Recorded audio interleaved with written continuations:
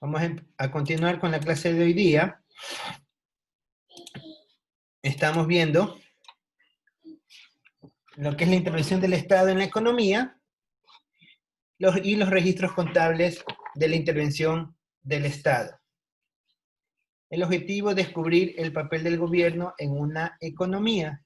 Seguimos en la unidad 2.2. Estábamos resolviendo este ejercicio, lo terminamos de resolver la clase anterior.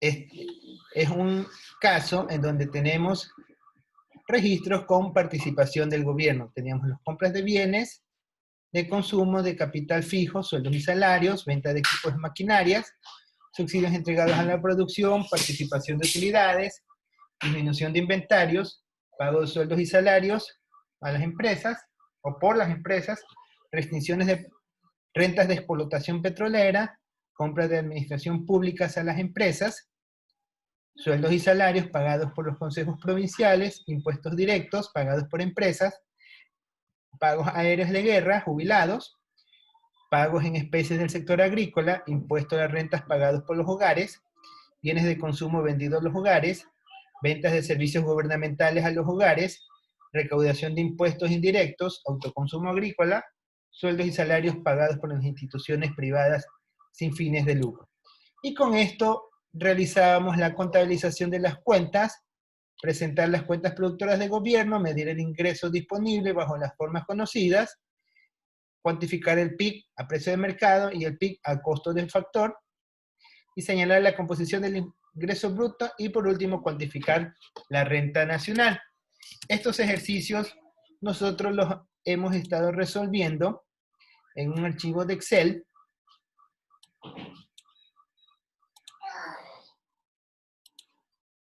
Déjenme abrir el archivito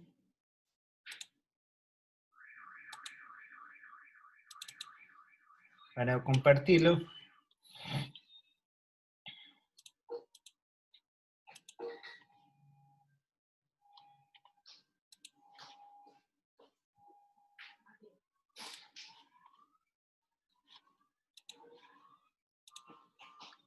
Aquí está, ¿ya? Entonces nosotros tenemos, y estos cálculos los habíamos hecho en una economía cerrada. Aquí habíamos vaciado cada una de las cuentas que nos están proporcionando con sus respectivos valores. Para el caso de la maquinaria teníamos que 5 correspondían a lo que era maquinaria usada, y el resto era maquinaria nueva que se vendía. Hacíamos la contabilización de las empresas. En la contabilización de las empresas registrábamos cada uno de los rubros que corresponden a las empresas, como las depreciaciones, los subsidios, las remuneraciones, sueldos y salarios, las rentas, los impuestos indirectos, las ventas de capital, la variación de existencia y la formación bruta de capital fijo, ya ajustado con las maquinarias que son usadas, ventas, total de impuestos directos, y el resultado total lo consolidábamos y lo generábamos en su diferencia con el ahorro. Así teníamos el costo de producción de la empresa y la producción de la empresa por otro lado. Eso es en la contabilización de las empresas. De ahí nos concentrábamos en recordar o en graficar, en bosquejar, mejor dicho, la contabilización de los hogares.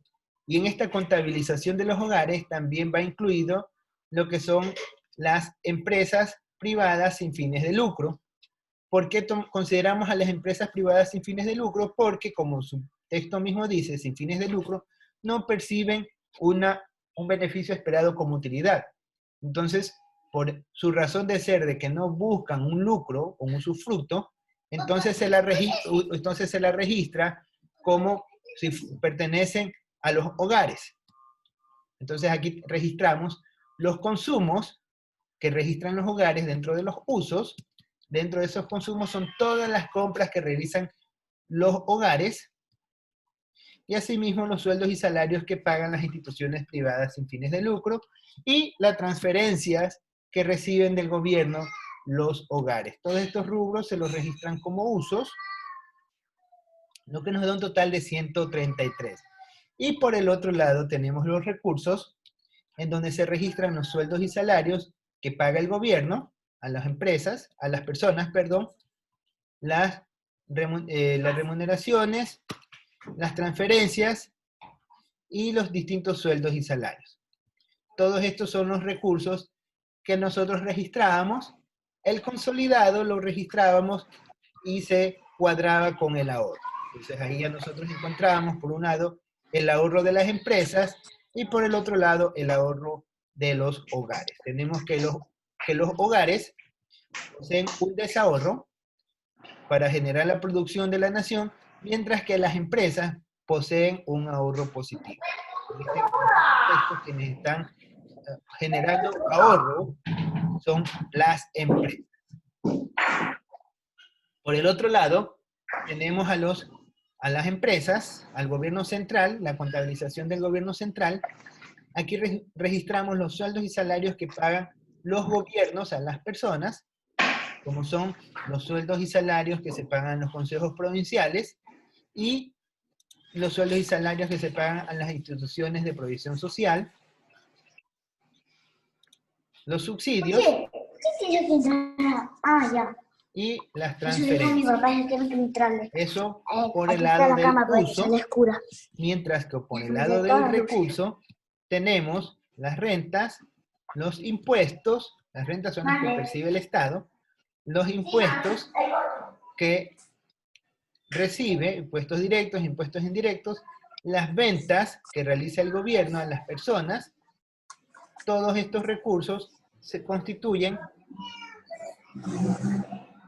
la parte del recurso, está redundando, pero se entiende, se puede hacer la sumatoria y ahí tenemos, por un lado, las entradas, que nos da 84, que son las entradas de recursos del gobierno, de uso son las entradas, y las salidas tenemos que nos da 72. En este caso, el gobierno ha usado más recursos de los disponibles. Tenemos que el gobierno, en este caso, ha provocado un desahorro por 12. ¿Por qué se genera un desahorro mayor? Porque todo el dinero que utiliza el gobierno para poder generar sus distintas actividades de producción corresponden a un valor superior al que están recibiendo como fuentes de ingresos, es decir, los recursos. Entonces, para poder financiar esta parte, necesita utilizar recursos de periodos anteriores, y en el caso de no tener recursos de periodos anteriores, se los cubre vía financiamiento. Que eso ya lo vamos a ver con un poquito más detalle en el caso de una economía abierta. Pero aquí estamos trabajando bajo el supuesto de que tanto las empresas como las personas y como los hogares poseen un ahorro suficiente que les permite cubrir sus necesidades en exceso a sus recursos. Entonces tienen una cantidad tal de ahorro que les permite cubrir las diferencias, como es en este caso. Si aquí se hiciera una pregunta, por ejemplo, en esta economía, ¿cuál es el sector que está aportando ahorro a la producción nacional? Aquí la respuesta sería que quien genera el ahorro es la empresa. Porque si vemos, nosotros sumamos el total de ahorro de la empresa, sumamos el desahorro de los hogares y sumamos el desahorro del gobierno, tenemos que en su consolidado absoluto nos da un valor de 24. ¿Qué significa esto? Que el ahorro total de la nación es de un valor de 24. Ese es el ahorro que ha logrado generar la nación, y este ahorro se lo ha logrado por medio del ahorro de las empresas. Una vez hecha esta partida, realizamos las cuentas de capital, y aquí vemos que seleccionamos la formación bruta de capital fijo y las variaciones de existencia, que esto es el total de inversión que se ha generado en la economía, y esto va a estar ligado con el nivel de ahorro que tienen los hogares, considerando el desgaste del uso del capital como es la depreciación. Y aquí tenemos que el ahorro bruto es igual al ingreso bruto. Eso nosotros conversábamos la clase anterior, repasábamos un poco también, y ahorita estamos Profe, haciendo un pequeño recordatorio de estas principales cuentas. profe, Lo tercero que nos, disculpe, es una lo compañera que por segundo, favor que la perdón, deje que nos entrar. pedía era presentar las cuentas productoras del gobierno. Para las cuentas productoras del gobierno, sabemos que estas cuentas las tomamos ya de las contabilizaciones previas. Primero hacemos empresas, hogares y gobierno, de ahí la producción de capital. Confirmamos que la inversión bruta es igual al ahorro bruto. Esto necesariamente tiene que cuadrar. Cuando hay una Michelle, diferencia, se debe a que la inversión, hay algún rubro que no está considerado dentro de la inversión. Kevin, tú estás preguntando algo. ¿Tienes la palabra? Profe, mis compañeras quieren decirle algo. Kevin. Mis compañeras quieren decirle algo. no, profe, Están es que hablando, una me recién compañera dice que escucho. por favor que le dejen entrar. Que la dejen entrar a la sala. Están ingresando, lo que pasa es que me parece que demora un poquito al momento conforme están apareciendo, les voy dando el acceso. Ok, gracias. Debe demorar un poco, debe demorar un poco a veces en darles acceso, no sé por qué. Debe ser quizás por el ancho de banda del internet de alguna de las dos fuentes. Pero bueno, ahorita no tengo ningún participante que esté en cola. Tengo en total 26 participantes en la reunión. Entonces, seguimos. Estábamos viendo lo que son las cuentas productoras de gobierno. Para las cuentas productoras de gobierno consideramos ya los valores netos, ya no consideramos como los factores individuales como lo hacíamos en cada uno de los rubros de las empresas, hogares, el gobierno en general, donde sumábamos, ponemos el detalle de cada uno de los sectores de los sueldos. Acá simplemente ya ponemos el condensado en general. Tenemos las cuentas productoras de gobierno, sueldos y salarios que son pagados a las empresas, a las personas, perdón. Tenemos que es 16 y 25, esto es lo que paga de sueldos el gobierno a las personas. Muy diferente en cuando hacemos por el método del ingreso y por el método del gasto. En el método del ingreso registramos los sueldos y salarios que pagan las empresas a las personas. Acá en las cuentas productoras de gobierno registramos los sueldos y salarios que pagan el gobierno a las personas. Entonces tenemos que el consolidado da 41. Remuneraciones, no habían remuneraciones directas que pague el gobierno a las empresas, no teníamos ese caso. Igual lo registramos contablemente de que no hubiera unas remuneraciones, por eso está con un valor de 0. Por el otro lado, tenemos que registrar las compras que hace el gobierno.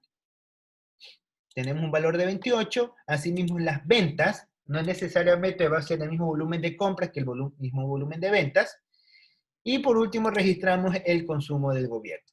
Estos valores los obteníamos. Dígame. Sí, dígame. A ver, Zairi, ya le activé a Zairi. ¿Ya? Entonces, una vez hecho esto, registrado el consumo del gobierno, que es 47, el consumo del gobierno, ¿dónde está el consumo del gobierno? Son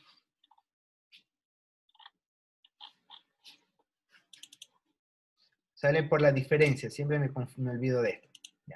Entonces, este valor sí tenemos las ventas, nosotros tenemos el uso, los sueldos, remuneraciones, compras y ventas, mientras que por el otro lado en los recursos tenemos lo que el gobierno vende, y se entiende que la diferencia entre lo que vendió y lo que usó, que son los recursos que utilizó el gobierno para poder producir o captar estos fondos. Por ejemplo, aquí el gobierno vendió 22 unidades monetarias y para generar esas ventas de las 22 unidades monetarias tuvo que recurrir a un consumo de 47. Si fuera una empresa privada, nosotros diríamos, este gobierno, el ejemplo de este gobierno diría, para este caso, este ejemplo, diríamos que esta nación tiene datos que no son muy eficientes. Pero recuerden que muchas veces los gobiernos no necesariamente son eficientes, sino que por lo general, o en un principio, los gobiernos lo que buscan es el bienestar social.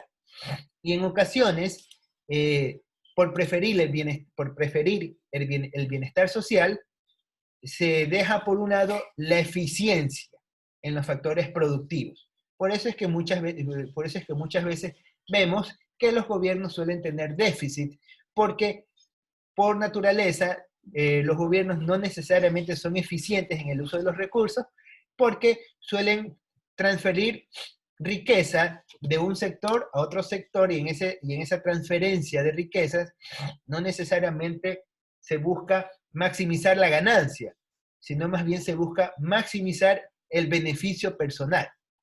Por esa razón es que muy pocas veces se ve que el consumo de gobierno sea menor a las ventas. Eso es como un principio social que buscan los gobiernos. Esta es una explicación de por qué los gobiernos tienden aparentemente a ser ineficientes en el manejo del gasto.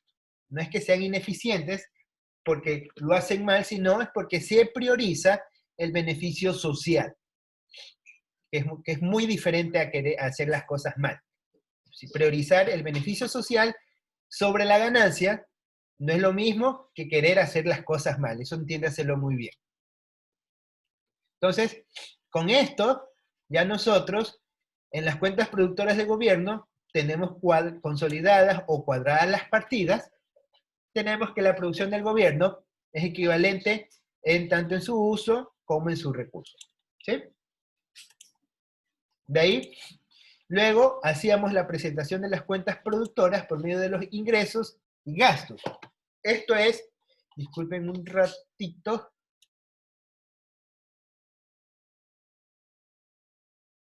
Ya, disculpen.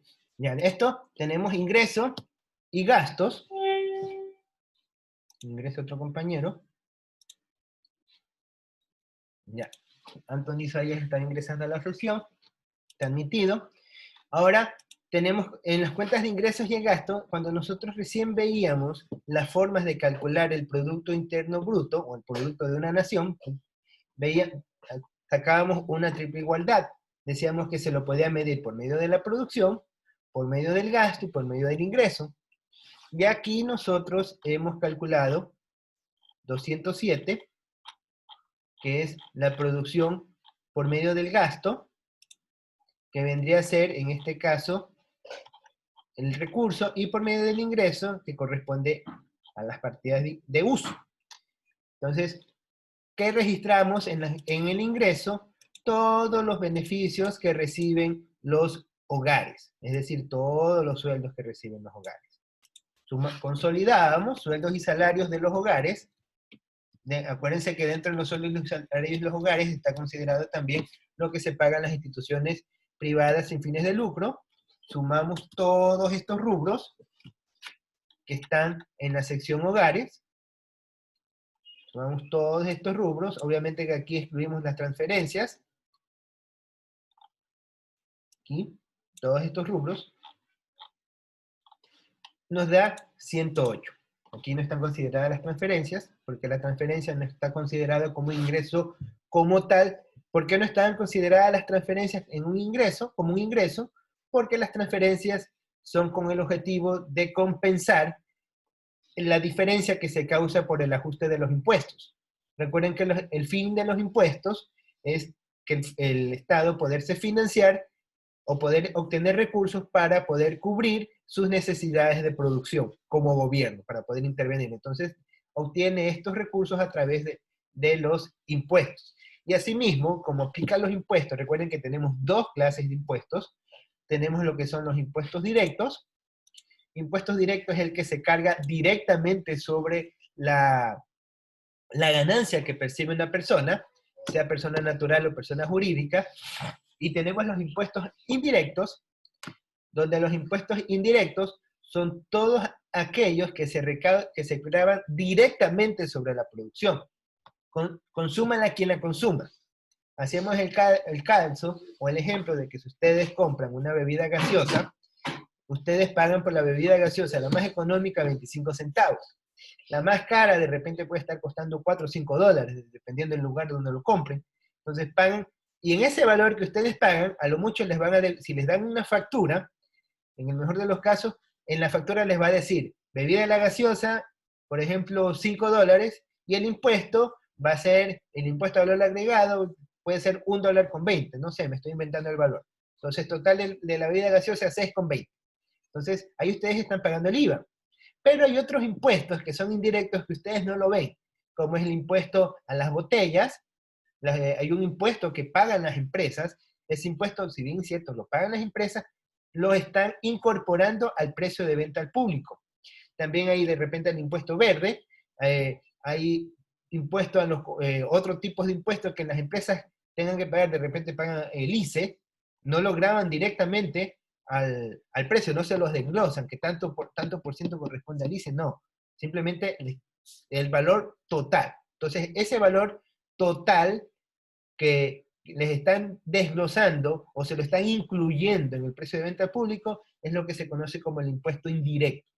Entonces, como se genera una distorsión en el precio, porque en el momento que ustedes les están cobrando un precio de un producto que cuesta 100, más otros impuestos llega a valer 110, y ustedes lo compran a 110, ustedes no ven el detalle. Eso solo lo saben las empresas o los productores. Entonces, el gobierno sabe de que se genera una distorsión por aquellos grupos que son de menores ingresos, entonces dice, bueno, para que estos grupos no se vean perjudicados por este incremento de mis impuestos, no se vea restringido su nivel de consumo, les voy a dar un aporte, que son las transferencias, y esas transferencias lo que hacen es compensar de alguna manera esta distorsión ocasionada por los impuestos indirectos. Y esto es lo que se debe, al momento de generar las partidas de ingresos y de gastos, se las debe tomar en cuenta para no inflar los presupuestos y que pueda cuadrar las partidas del gasto y de la producción del ingreso. Acuérdense que, por definición, el Producto Interno Bruto lleva una triple igualdad, que es el Producto Interno Bruto, que es igual al ingreso bruto y es igual al gasto interno bruto. Entonces, de ahí seguíamos en el uso del registro del ingreso. Tenemos lo que son las remuneraciones, los ahorros de las empresas, tenemos los impuestos directos, los impuestos indirectos, los subsidios. Acá hacemos por las transferencias, las depreciaciones. Una pregunta. Dime. ¿Y las remuneraciones no teníamos que eran cero? ¿Que no habían?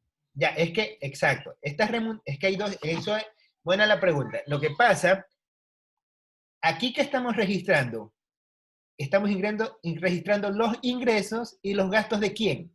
Pregunto. Los ingresos de los hogares y de las empresas, ¿no es cierto? Ingresos de hogares, aquí arriba lo voy a poner, estos son de los hogares y empresas, ¿no? Estamos registrando la actividad de los hogares y de las empresas, mientras que acá estamos registrando solamente lo que tiene que ver con el gobierno. Nosotros en este ejemplo no tenemos casos de remuneraciones que haya hecho el gobierno directamente a las personas. No tenemos ese caso. No nos dice de que se pagó, por decir, 10 unidades monetarias por concepto de facturación de las personas al recibir servicios profesionales, al proveer servicios profesionales al gobierno, por ejemplo. Si tuviéramos ese caso, ahí tendríamos el concepto de remuneraciones, acá. Pero no tenemos ese ejemplo. O sea, no tenemos dentro del listado, en ninguno de los rubros, acá arriba presentes, tenemos alguno que diga que el gobierno factura a las empresas, a las personas. Por ningún lado tenemos ese caso. Entonces, no tenemos, para el caso del gobierno, el pago de remuneraciones. Por eso las remuneraciones se le pone como cero. Pero para el caso de las empresas sí tenemos que hay remuneraciones por el valor de 15. ¿Cuáles son estas? Las participación de utilidades. esto no es un sueldo como tal. Si tú trabajas en una empresa privada, por ejemplo, si trabajas en Claro, hace algunos años Claro daba un promedio de 15.000 a 10.000 dólares en utilidades, de 10.000 hasta 20.000 dólares, supe que dio en algún rato, por concepto de utilidades. Entonces, esto no es un sueldo. Esto no es un sueldo como tal, pero es parte de la remuneración de la persona. Entonces, y no es que todos los años le vas a pagar la misma proporción, como es el 13º. El 13º, tú sabes que todos los años vas a ganar la misma proporción en función de tu sueldo. En cambio, la participación de utilidades, todo está en función del tiempo que trabajes y de acuerdo a la ganancia que da, que dé la empresa. Entonces, esto es una remuneración que realiza ¿quién? La empresa a los hogares. Por eso se la registra en la parte de los hogares, que es ingresos y gastos, porque aquí estamos registrando los rubros que se manejan entre las empresas y los hogares. En cambio, acá no registramos o no hay este valor porque no tenemos una partida en el cual se represente que el gobierno pague utilidades, por decir. Por ejemplo, tenemos el caso del Banco del Pacífico. Es una empresa pública, que es un banco público. Ustedes saben que los bancos, todos los bancos generan utilidades, pero como es el caso de ser una empresa pública, de ser una empresa que pertenece al gobierno, no genera, la utilidad que la genera no va a estar registrada como una utilidad. Y por lo tanto no va a haber repartición de utilidades. Ustedes pueden preguntar a las distintas personas que trabajan en Movistar, perdón, en CNEL, en CNT, que trabajen en alguna empresa pública, generan ganancias, así generen ganancias, que no se lo registra con el término de ganancias, sino se lo registra con el término de superávit. Cuando generan superávit, esto no basa a una cuenta de participación de utilidades, porque eso no existe en la ley. Al menos en la ley ecuatoriana no existe ese concepto de remuneraciones por esas actividades. Lo que sí podría hacer es que se paguen servicios profesionales por tal valor. Entonces, ahí sería una remuneración, porque es algo extraordinario. En cambio, para el caso de las empresas privadas sí lo hay. Por eso tenemos que aquí existen las remuneraciones, pero recuerden que esto es de las empresas. En cambio acá son las remuneraciones que hace el gobierno. Son dos cosas muy parecidas, pero totalmente diferentes. ¿Ya? ¿Listo? Continuamos. Asimismo registramos los ahorros de las empresas, los impuestos directos, como los impuestos indirectos, los subsidios o las transferencias, tenemos las depreciaciones, las rentas de las empresas, todos estos constituyen los usos. Y el total de los usos es lo que nos va a representar el ingreso interno bruto. Y este ingreso interno bruto, por definición, va a ser lo mismo que el PIB. Entonces, si ya nosotros encontramos el ingreso interno bruto y está bien calculado, habremos encontrado ya el PIB, el Producto Interno Bruto. Y este Producto Interno Bruto, se lo va a definir como Producto Interno Bruto a precio de mercado. ¿Por qué es el precio de mercado? Porque ya está considerado los precios agregados, que es considerado a lo que se produce en la nación. Recuerden que tenemos tres maneras diferentes de generar el Producto Interno Bruto, por medio de la producción, por medio del gasto y por medio del flujo del ingreso. Así también nosotros tenemos, por el lado del recurso, todas las compras que realizan, las compras que realizan las empresas y todas las compras que realizan las personas. Como son los gastos, aquí vamos a registrar las compras que realizan las personas. Y aquí nomás compran las personas compran a las empresas y a los hogares. Acuérdense cuando veíamos el flujo circular. Los hogares compran tanto a las instituciones públicas como a las empresas. Entonces, por eso nosotros registramos todas las partidas de compras que hicieron los hogares. En eso están también las instituciones privadas sin fines de lucro, los salarios que estos perciben, porque se entienden que estos sueldos y salarios que perciben corresponden a la parte del gasto de las personas. Entonces, ¿qué pasó? Hay otro participante. Kevin y Tar. Bueno, entonces tenemos este valor de 125. Otra persona más. ¿Qué pasó? Se están entrando y saliendo. Bueno, tenemos acá los 125. No, profesor, se me salió a mí la aplicación, por eso la abrí otra vez. Ah, ya. Bueno, sí, porque cada vez que me suena así es porque está ingresando alguien más. Ya listo. Entonces tenemos, otra vez. Ya tenemos aquí el consumo del gobierno, por el otro lado, tenemos las compras, el consumo del gobierno. Ya recuerden de dónde sacamos el consumo del gobierno. Lo sacamos de la diferencia entre lo que vendió el gobierno con la producción del gobierno. Esta por diferencia simple sacamos el consumo del gobierno. Acá lo registramos porque estamos viendo por medio del gasto. Entonces lo que gasta el gobierno lo registramos porque el gobierno gasta para poder dinamizar la actividad entre las empresas y los hogares. Por eso lo registramos en la partida del gasto y no como una partida del ingreso. Porque es un gasto, es una fuente para generar recursos, no es una fuente para obtener recursos. Tenemos por el otro lado la inversión bruta. Ya sabemos que la inversión bruta sale de la diferencia entre la formación bruta de capital fijo y la variación de existencia. Entonces, al obtener estas dos partidas, sumamos todos los recursos y nos da 207, que corresponde al mismo rubro del ingreso bruto disponible. Y aquí se genera la triple igualdad, que es que el Producto Interno Bruto es igual al ingreso interno bruto y es igual al gasto interno bruto. Ahí teníamos nosotros eso. Después de esto, ¿qué nos pedía? Nos pedía que cuantifiquemos el precio del mercado del PIB y el precio de cofactor. Aquí simplemente en ese momento no les dije que el PIB y el precio del mercado era lo mismo que esta situación, porque eso es lo que quería que ustedes lo razonen un poco, ya que esta materia no es solamente de memoria, sino que esto es también un poquito de intuición, un poquito de razonamiento.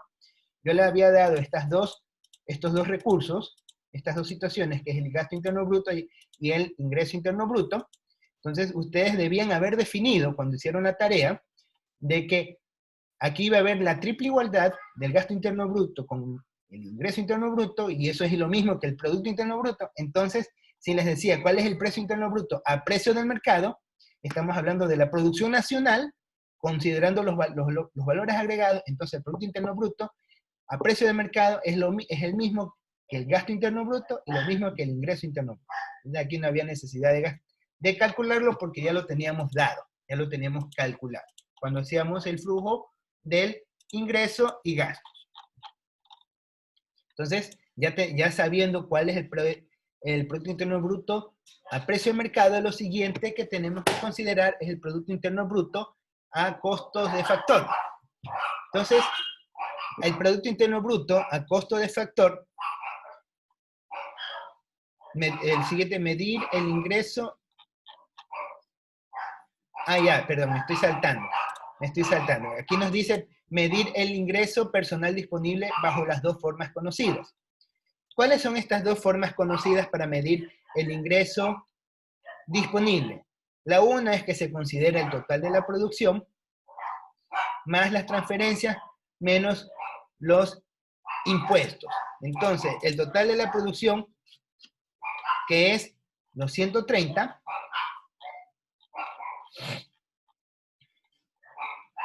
acá tenemos el total de la producción, aquí está, todo lo que producen los hogares, son los recursos, aquí está el total de la producción, 130, a este valor de 130, le estamos restando el valor de las transferencias, que son 7, y después le agregamos los impuestos. Entonces, tenemos este resultado que nos da 122. Por el otro lado, hacíamos que el ingreso disponible, el ingreso total disponible, va a ser igual al consumo más el ahorro. Entonces, el consumo, ¿qué contiene el consumo de los hogares? Todos los sueldos percibidos, más las remuneraciones y las compras. Entonces, sumamos todas las compras, nos da un total de 125.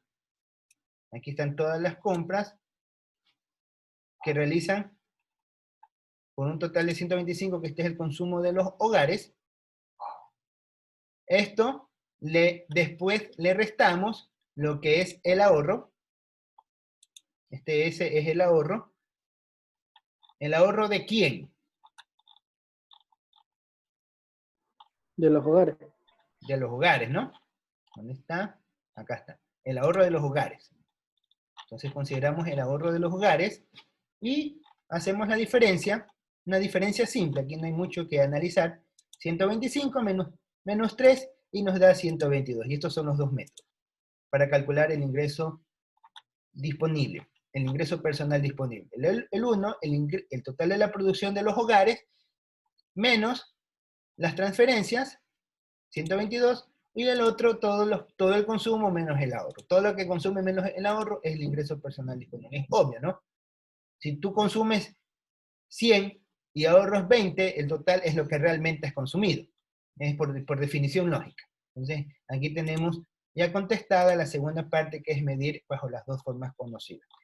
Y la siguiente, que es cuantificar el PIB a precio de mercado, ya sabemos por definición de la triple condición de igualdad, el PIB a precio de mercado va a estar dado por el GIP o por el GIP, que es exactamente el mismo. Entonces el PIB a precio de mercado es 207.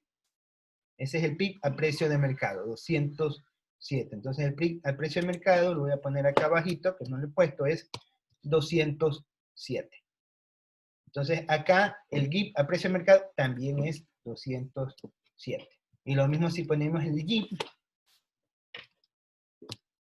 esto es 207. Tenemos la triple igualdad. De ahí encontramos una nueva definición que le llamamos la tineta. La tineta la habíamos definido como el total de impuestos netos.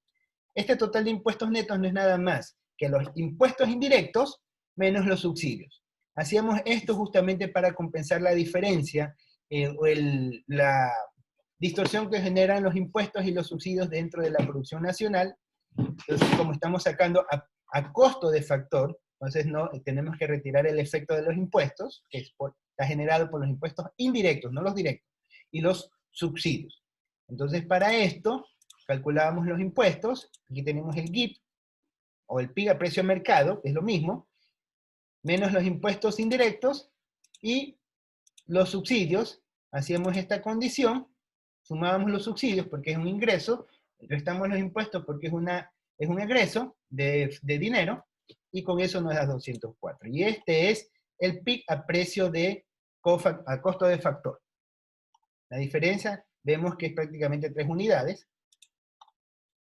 Y lo siguiente que nos pide es señalar la composición del ingreso bruto. Esto sacamos de las cuentas de capital, formación bruta de capital fijo, menos variaciones de existencia.